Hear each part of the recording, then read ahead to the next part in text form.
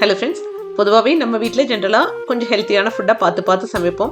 ஆனால் கொஞ்சம் பேலன்ஸ்டாக ப்ரிப்பேர் பண்ணுறோமா அப்படின்னு யோசிச்சு பார்த்தோம்னா 100% எஸ் அப்படின்னு நம்மளால சொல்ல முடியாது. ஏன்னா நிச்சயமாக ஒரு நாள் ப்ராப்பராக இருந்துச்சுன்னா அடுத்த நாள் கொஞ்சம் ஏதாவது ஒரு இடத்துல காம்ப்ரமைஸ் பண்ணிடுவோம். ஃபுட் மட்டும் கிடையாது, நம்ம ஹெல்த்துக்காக கொஞ்சமாச்சு நம்ம பாடியை மூவ் பண்ணணும். அந்த எக்ஸசைஸோ இல்லை வாக்கிங் ஏதாவது ஒன்று வந்து டெய்லி ரொட்டீனில் ஒரு ஹேபிட்டாக கொண்டு வந்திருக்குமா அப்படின்னு பார்த்தா என்னை பொறுத்தளவுக்கு நான்லாம் வந்து ஒரு பிஃபோர் கோவிட் வந்து சூப்பராக மெயின்டைன் பண்ணிட்டு இருந்தேன். என்னோட ட்ரெஸ் சைஸே வந்து எம்ல தான் இருந்துச்சு. அந்த அளவுக்கு பர்ஃபெக்டாக நான் மெயின்டைன் பண்ணிட்டு இருந்தாலே. ஆனால் ஆஃப் லேட் கோவிடுக்கு அப்புறம் என்னாச்சுன்னு தெரியாது.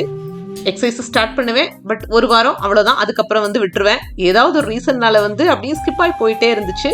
But it's high time. Pondicherry trip போனப்போ 1 கிலோமீட்டர் டிராஃபிக்காக இருந்ததுனால வந்து வெஹிக்கிளை விட்டு நடந்தே போகலான்னு ஒரு இடத்துக்கு போகும்போது அந்த 1 கிலோமீட்டர் ஸ்ட்ரெச்சை ரொம்ப சிரமப்பட்டு நடந்த மாதிரி ஃபீல் பண்ணேன்.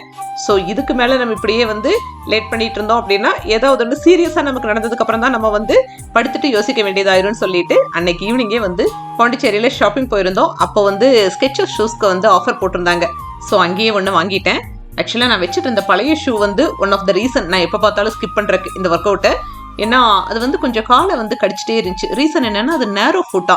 ஷூ வாங்கும்போது கொஞ்சம் நம்மளோட ஏஜ் குரூப் எல்லாம் ஒரு 35+ இருக்கும்போது காலோட சைஸ் மாறுமா, பாதங்களோட சைஸ். அப்போ வந்து நம்ம வந்து ஒயிட் ஃபுட்டை சூஸ் பண்ணியிருக்கணும். நான் நேரோ ஃபுட்டை போட்டுக்கிட்டே வந்து சமாளிச்சுட்டு இருந்தேன். எனக்கு அது தெரியாமல் 2 நாள் அதை போட்டுட்டு வாக்கிங் போனேன்னா 3ஆவது நாள் சுண்டு விரல் புண்ணாயிரும், அதோட ஸ்டாப் பண்ணிடுவேன். ஸோ என்ன மாதிரி யாராவது ராங் ஐட்டம்ஸ் சூஸ் பண்ணியிருந்தீங்கன்னா அதுக்காக சரியாகணும் வெயிட் பண்ணாமல் புதுசாக ஒன்று வாங்கிடுறது பெட்டர். இந்த ஜேர்னியை ஸ்டார்ட் பண்ணி 20 நாள் ஆச்சு. 20 டேஸ் முன்னாடி வரைக்கும் பூஸ்ட் இல்லாமல் என்னோட நாள் ஸ்டார்ட் ஆகாது.